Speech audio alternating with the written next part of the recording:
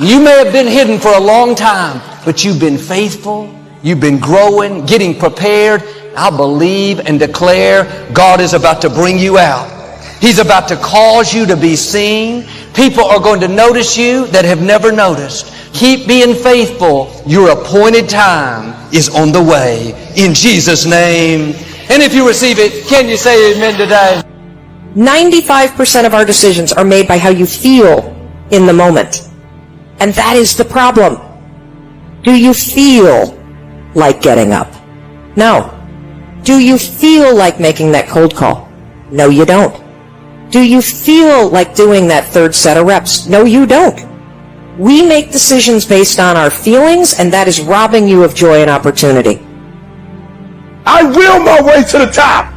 Some of you got that same fight in you, but you fight people. You're still cussing folk out. You're still laying hands on people. That's the easy fight. Now fight your bad habits. Fight your addictions now. Fight your laziness. Fight your procrastination. Take that energy now and fight to get a degree. Fight to start a company. Fight. Most of y'all where y'all are because you never take ownership. It's always somebody else's problem. It's always somebody else's fault why you didn't do what you were supposed to do. It's not their fault. Take ownership. Take the parts that belong to you. Why? Because I'm the one that's messing up opportunities. I'm the one that keeps repeating my past. And you need to free yourself up and start doing something new. But you can't do new until you get rid of that old. Cut it off. Cut it off. Cut it off. Do what you're supposed to do. You ain't no boy no more. Understand every time you point the finger that what you saying to your dreams and goals is, I'm about to put you on hold. You got to take ownership. I'll take full responsibility. And I'll do whatever it takes. I'll take ownership. I'll get up. I'll stay late. And that's why you point the finger, because you don't like how the pain feels. That's why you say he did it and she did it. That's why you give the power away, because it hurt too bad to say, I did it, I take ownership. It was my fault. That's why you point the finger. You ain't ready for the pain. You wrong. You got ideas. You got talent. You got gifts. Stop shrinking down. Stop minimizing yourself. Take the risk on you. Take the risk on you. You own you.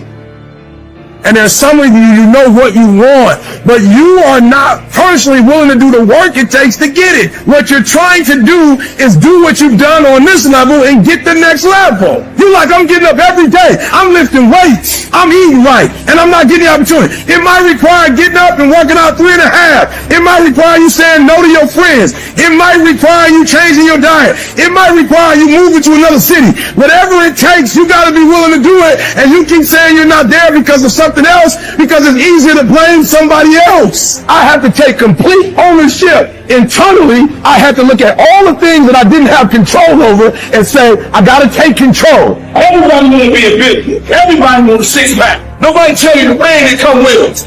You're putting in work, and just because you can't see the results, you want to quit or give up. I ain't never quit. I ain't never give up. I ain't never give in. I just kept grinding. If you keep going, you're going to break through. The only people that don't break through are the people who sport are watching. When you go out there, I need you to have that dog. If you get out there, I need you to be killed when you get out there. We ain't playing no more. We ain't taking no prisoners no more. When you get out there, whatever you can get, go get it. Because they gonna get it before you get it. And they ain't gonna give it to you. So you go out there and get what's yours. When you leave this room, you take care of dog on every single thing. I don't care where you come from. I don't care what your background is. Don't let nobody fool you. If you're willing to grind on Monday, if you're willing to grind on Tuesday, they can't stop you. I don't have to accept the life that was given to me. I can create my own reality. I wonder what wall you think is stopping God from doing what he's doing in your life right now. We have to fight the good fight of faith. There's only one acceptable attitude toward fear, and it's this: I will not fear. You will come out of it not with less respect, but with more respect than had they not tried to hold you down. What's meant for harm, God will turn to your advantage. Joy, well, it is the strength of the Lord in your life. Joy is your strength to keep on going. The great people, they look ahead, but the fool never looks ahead, and they suffer the consequence. You anticipate what are the potential barriers between me and my goal. Pray as if everything depends upon God, and work as if everything depends upon you. And so, part of the process. It's working on yourself. Now I want you to ask yourself, what are the things that I'm doing on a daily basis that whether I want to live or I need to live? How am I going to improve? When the crisis is over, do I come out better or do I come out bitter? Wow, that's a huge, huge issue. Drama and dysfunction is the orchestration and works of the devil.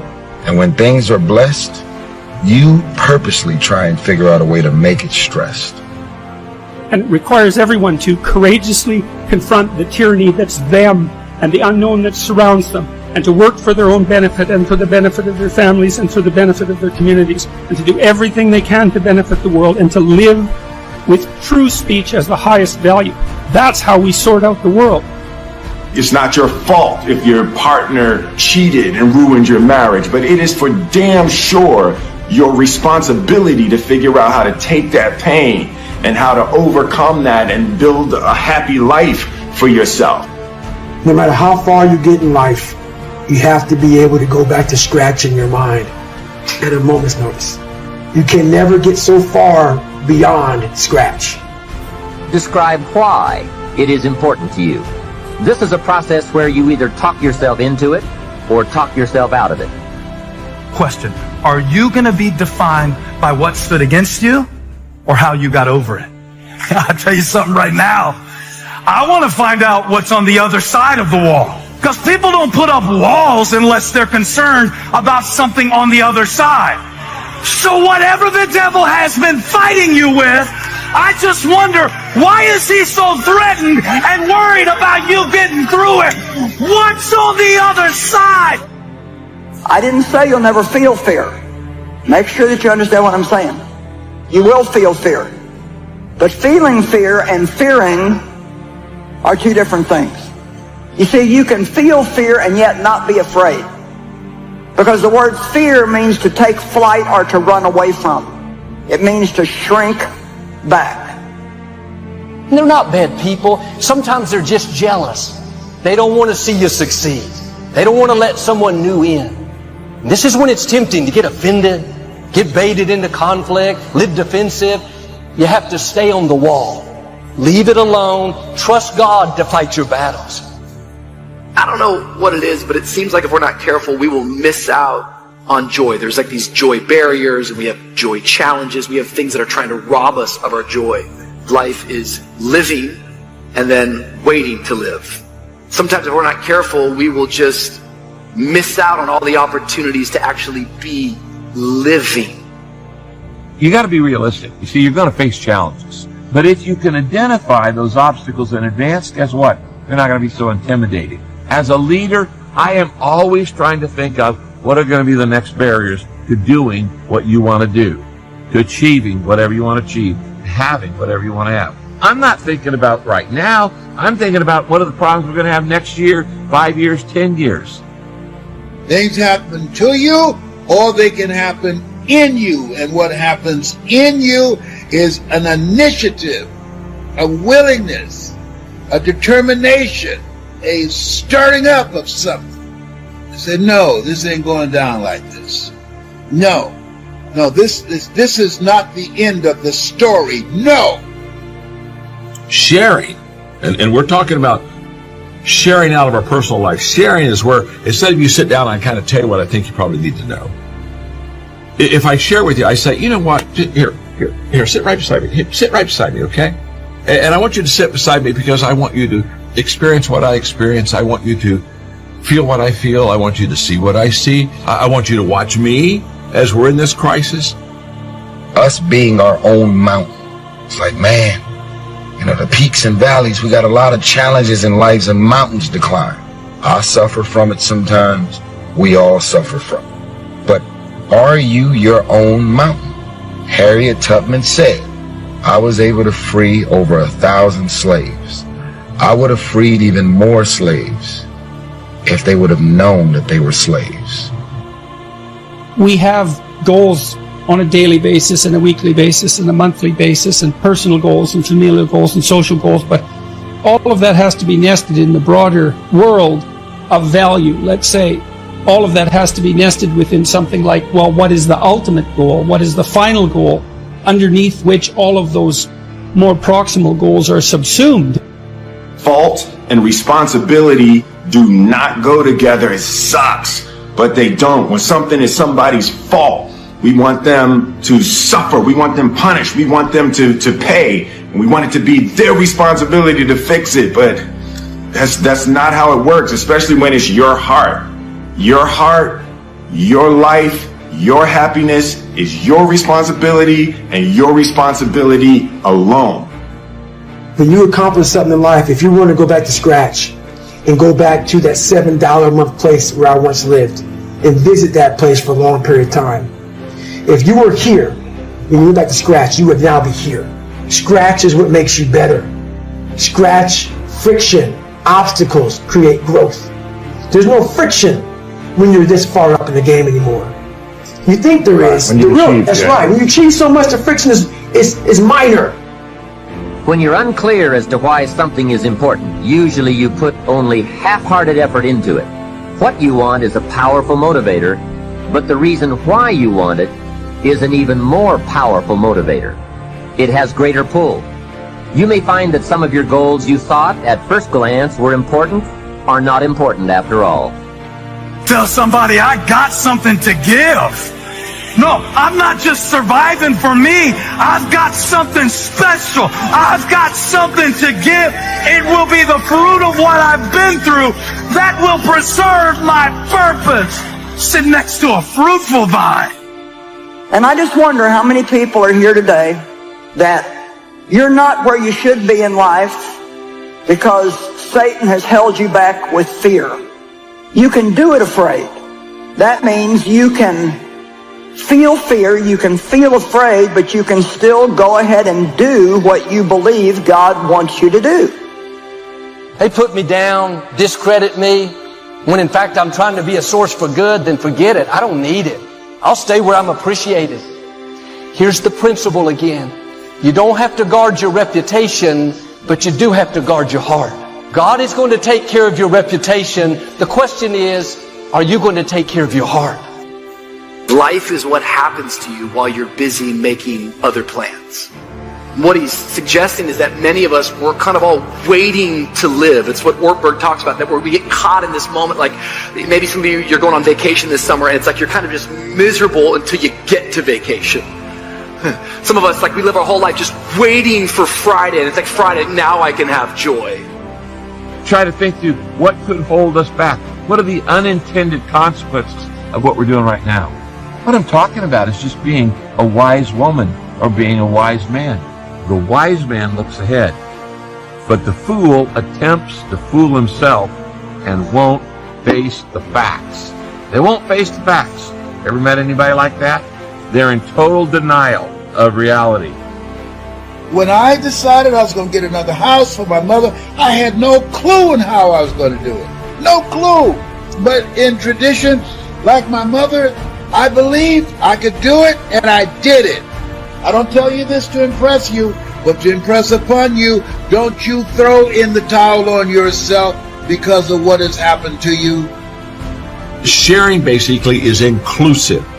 It's not, I know something you don't know, I'm going to teach you, although mentoring has that, no question about it. It's kind of like, I'm going to let you on the inside. I'm going to let you see me. It's what I tell communicators all the time. And leaders, do you want fans or friends? If I want fans, I'm going to constantly make sure that my level of excellence is so far above yours that you just can applaud me, but you can say, wow, that man is amazing, but I can never achieve what he achieves. I believe that every man and every woman individually can create a better outcome for their life, situation, career, and circumstance if they stop self-sabotaging and going out of their way to fuck up their own situations. Most of us are also afraid of the unfamiliar. I've never done that before. I've never lived in that city before. There's something about free speech that's so central, but it's very useful to have it articulated and to know that this is bedrock, right? And it's not something arbitrary, and it's not a mere game that we're only playing in the West. None of that. It's the most fundamental truth that the human race has ever discovered. And we lose it at our absolute peril. And it's not death, it's worse than that, the peril. Because there are worse things than death. And the worst thing than death is hell. And we saw plenty of that in the 20th century. As long as we're pointing the finger and stuck in whose fault something is, we're jammed and trapped into victim mode. When you're in victim mode, you're stuck in suffering. The road to power is in taking responsibility. Your heart, your life, your happiness is your responsibility. I'm sore. I'm going to get a massage today. I'm hungry. I'm going to eat today. The refrigerator is always full. So your comforts are now, so your discomfort is now very minuscule to your discomfort back here in the $7 a month place. So you have to go back to the total discomfort to then raise your level of where you're at now. Do some reflecting, refining, and revising. The point is, right now, try to have approximately 4 1-year, 3-year, 5-year, and 10-year goals that you truly believe in, that inspire you, that you've sold yourself on. You know, we live in the days where everybody gets a trophy, everybody gets a ribbon, everybody, oh, I'm so sorry you didn't get what you wanted, you didn't get your seat, you didn't get your opportunity, you didn't get to serve where you want to serve, you didn't get the feedback you wanted, nobody told me it was good. And what made him a vine was what he climbed over. You ready? What he climbed over and what he brought forth. Fear not. And once again, that means to take flight or to run away from. I can't always do something about my feelings, but I can do something about what I do and what I don't do. Maybe I can't help it if I feel afraid, but I can make a choice to go forward anyway, no matter how I feel. I would hear the rumors. He's opportunistic. He's just in this for himself. He's trying to take advantage, questioning his motives, trying to discredit him. I knew him well. His heart was pure. He had great character, a person of integrity. You can have the best intentions, the purest motives, but there will always be people that try to cast doubt. I've seen that sometimes. I can be so waiting for a new moment or a new season that it will rob me of the joy I can have right now, today. I can be living today. The other day, I'm just going to be honest with you. Like the other day, I'm going to my car. I wasn't late for a meeting.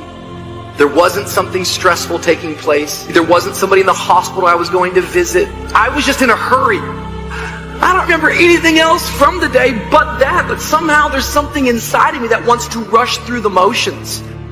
What berries? I don't see any berries out there. All they can see is I've got this great dream. Have you thought about it? It's going to take money. It's going to take contacts. It's going to take energy. It's going to take time. Things could go wrong in the economy. You could have a pandemic, all those kind of things. He's saying this fourth step is to stop, go, why don't I have it already? And what could keep me from getting it? Ladies and gentlemen, there's some things that we don't have proof to verify our faith, to back up, to substantiate it. But we got to trust. We got to believe that some way, somehow, the Lord will make a way. I want to get perspective in the crisis. I want to make sure that we have reality, but we also have hope. It's okay. We're going to make it. It's okay. It's okay. How do they mentor me? Well, the first thing, they give me perspective. Number 2, they share out of their personal life. Now, this one I just am passionate about, and I want to do a good job. I hope I do a good job for you. What I'm saying here is when I talk about they share out of their personal life, you sit down and I tell you what I think you need to know. I got all these gifts and all these talents. I'm so ambitious. I feel like there's no opportunities in this city, state, or country that I live in. So why do you still live there? If you want to get into model or anything in the fashion industry, the mecca of fashion and modeling is New York City.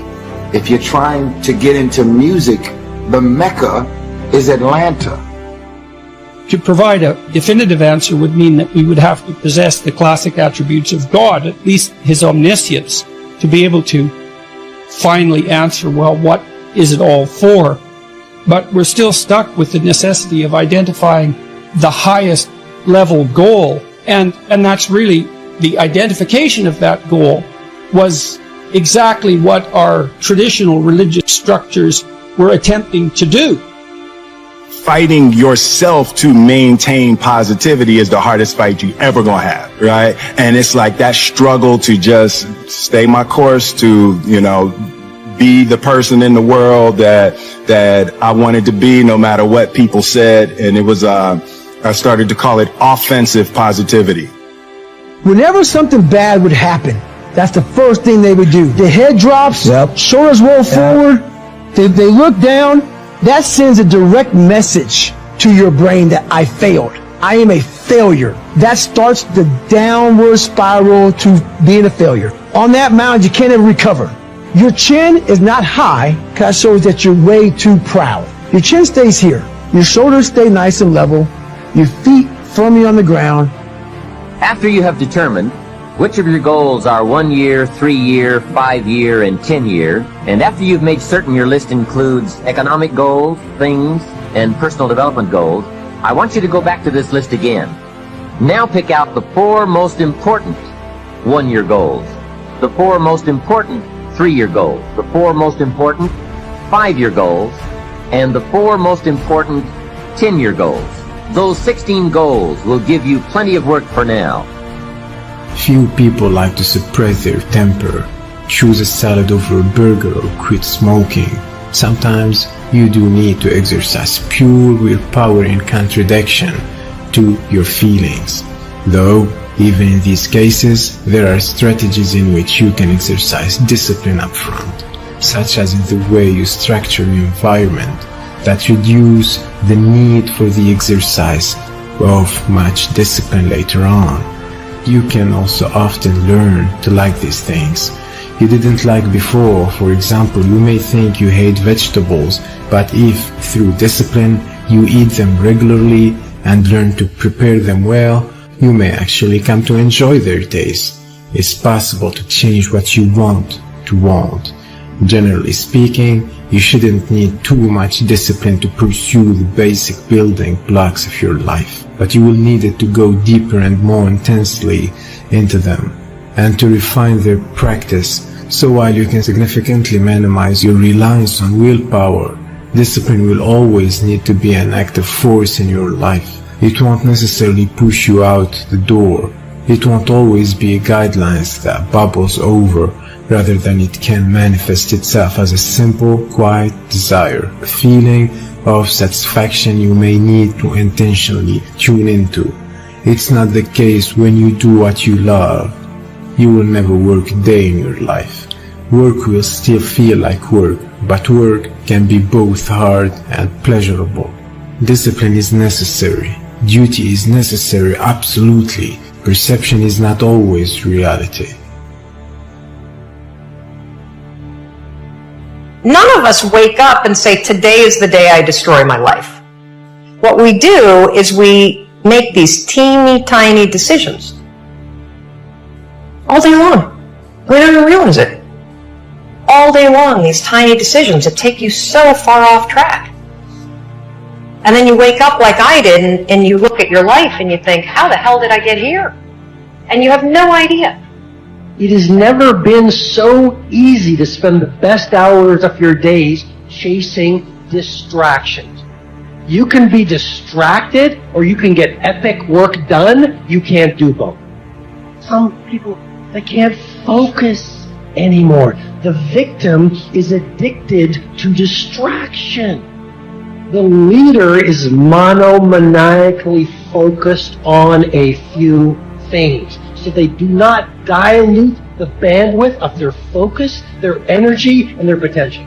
I'm suggesting to you, you don't build a wide life and you don't build a wide career, but you go really, really deep. You got to stay in your lane. You got to keep the main thing the main thing. You got to stay on your mission and not be distracted. You know what you have to do. You're paid to be where you need to be, and don't let anybody distract you from getting your job done. You're paid for what you do and for what you produce, and not for what you're distracted from doing. Divorce yourself from the herd. Get serious about this. This is your game. This is your life. And before you know it, you will be at the end. We all know that life goes by in a blink. Start process of breaking your addiction to distraction today. Think about where you spend your time. Is it being wasted or is it being utilized? Handle the stuff in front of you and find every area of your life that you're just like, gosh, I'm spending a lot of time doing this stupid stuff, and get rid of it. So you end up just wasting no energy on things that don't matter and focusing all your energy on things that matter. When you understand that you always have a choice to go from autopilot to decision maker, everything in your life, because you will